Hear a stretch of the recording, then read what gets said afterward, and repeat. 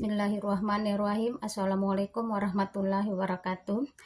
Nama saya Erni Amalia dari Program Studi Manajemen Inovasi Sekolah Pascasarjana Universitas Teknologi Sumbawa. Video ini merupakan tugas akhir semester untuk mata kuliah Manajemen Pemasaran dan Rantai Pasok yang diampu oleh Ibu Asok Profesor Dr. Sri Rahayu SPD ME. Pada kesempatan ini, saya akan menyajikan analisis kritis dari refleksi pribadi terhadap video YouTube yang berjudul Modern Manufacturing Through Automation Supply Chain 2.0 yang saya akses pada tanggal 2 Desember 2025. Video ini menjelaskan bagaimana industri manufaktur modern sedang mengalami transformasi besar melalui automasi, digitalisasi, dan integrasi teknologi di seluruh proses rantai pasok. Dalam konsep supply chain 2.0, perusahaan-perusahaan tidak lagi mengandalkan sistem manual atau semi-digital.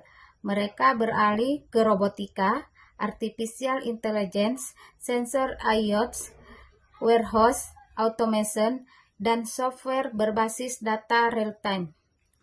Beberapa hal menarik dari video tersebut antara lain: 1. Robot industri mengalami alih proses-proses yang repetitif, sehingga lebih cepat dan hampir bebas kesalahan. 2. Automate guided PHIS digunakan di gudang untuk memindahkan barang tanpa operator manusia.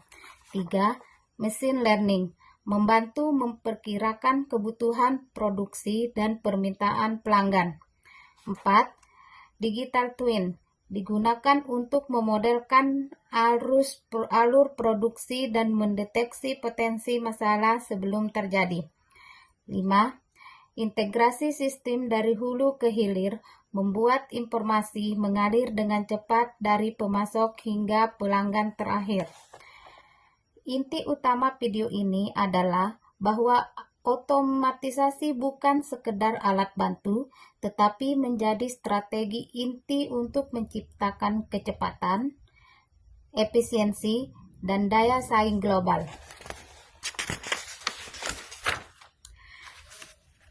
Nilai strategis pemasaran dan rantai pasok. Nilai-nilai pemasaran. 1. Pemahaman perilaku konsumen. Dengan data real-time, perusahaan dapat membaca tren permintaan lebih cepat dan menyesuaikan produksi sebelum terjadi kekurangan atau kelebihan stok. 2. Branding and positioning. Perusahaan yang menggunakan supply chain 2.0 akan dikenal sebagai brand yang cepat, tepat waktu, dan dapat dipercaya. Ini menguatkan posisi mereka di pasar. 3. Customer experience. Pengiriman yang lebih cepat, stok yang selalu tersedia, dan minim kesalahan akan meningkatkan pengalaman pelanggan secara signifikan. 4. Data-driven marketing. Setiap kampanye pemasaran dapat disesuaikan dengan data permintaan aktual sehingga lebih efektif dan efisien. 5. Marketing innovation. Digitalisasi memungkinkan hadirnya inovasi seperti rekomendasi otomatis, personalisasi produk, dan penawaran berbasis kebutuhan pelanggan. Nilai-nilai supply chain. 1. Efisiensi dan lean thinking. Proses otomatis mengurangi waktu tunggu, meminimalkan wasted, dan meningkatkan produktivitas. 2. Responsivitas dan agility. Supply chain 2.0 memungkinkan perusahaan beradaptasi cepat terhadap perubahan seperti lonjakan permintaan mendadak atau gangguan pasokan. 3. Manajemen risiko rantai pasok. Dengan sistem terhubung, masalah dapat terdeteksi dini sehingga risiko keterlambatan atau kekurangan bahan bisa diatasi lebih cepat. 4. Integrasi hulu hilir. Semua aktivitas mulai dari pemasok, pabrik, gudang, hingga konsumen berjalan dalam satu sistem yang saling terhubung. 5. Sustainability dan green logistik. Automasi mengurangi energi terbuang, meminimalkan kesalahan distribusi, dan memungkinkan rute pengiriman yang lebih hemat energi. Refleksi pribadi. Setelah menonton video ini, saya menyadari bahwa konsep supply chain 2.0 tidak hanya relevan bagi perusahaan besar, tetapi juga sangat bermanfaat bagi UMKM Indonesia dengan adaptasi yang sesuai.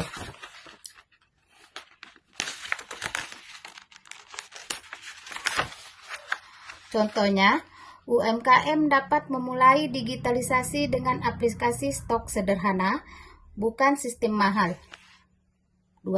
Proses order dapat diotomatisasi menggunakan Google Form atau Marketplace. 3. UMKM lokal bisa berkolaborasi dengan kurir lokal atau ojek online untuk pengiriman cepat.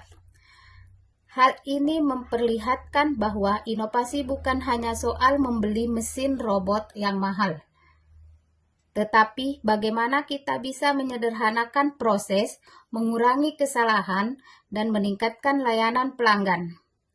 Pertanyaan strategis yang muncul, bagaimana cara memaksimalkan digitalisasi ketika UMKM memiliki modal dan teknologi yang terbatas? Dari refleksi saya, jawabannya adalah 1. Fokus pada digitalisasi bertahap.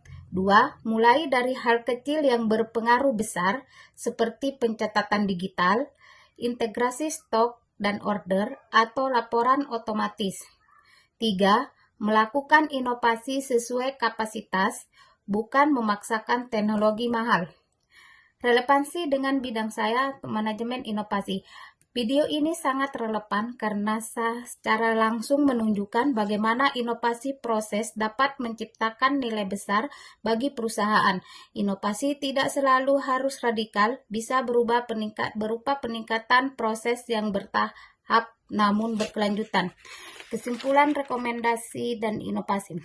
Kesimpulan, video ini menegaskan bahwa masa depan rantai pasok ada pada otomatisasi, kecepatan, visibilitas data, dan integrasi. Perusahaan yang mampu mengadopsi pendekatan supply chain 2.0 akan memiliki keunggulan kompetitif dalam hal harga, kualitas, kecepatan, dan kepuasan pelanggan. Rekomendasi inovatif untuk penerapan di Indonesia. 1. Transformasi pemasaran berbasis data. Gunakan data penjualan harian atau bulanan untuk memprediksi permintaan, menentukan promosi, dan mengatur pengiriman. 2. Integrasi pemasaran SCM yang responsif. Pastikan kampanye pemasaran sejalan dengan kapasitas produksi dan ketersediaan stok. 3. Optimalisasi logistik dan distribusi. Gunakan rute efisien, mitra logistik yang tepat, serta lakukan tracking pengiriman secara real-time. 4. Supply chain berkelanjutan. Green SCM. Gunakan kemasan ramah lingkungan, optimalkan pengiriman agar lebih hemat energi. Peningkatan customer experience. Berikan notifikasi pesanan secara otomatis, update real-time, dan respon cepat melalui kanal digital. Sebagai penutup, transportasi menuju supply chain 2.0 bukan hanya tren, tetapi sebuah kebutuhan bagi dunia bisnis modern. Digitalisasi, otomasi, dan integrasi proses akan menjadi fondasi utama masa depan pemasaran dan rantai pasok. Semoga analisis dan refleksi ini dapat memberikan wawasan baru dan inspirasi bagi kita semua dalam menghadapi perkembangan industri yang semakin kompetitif. Terima kasih sudah menonton. Wassalamualaikum warahmatullahi wabarakatuh.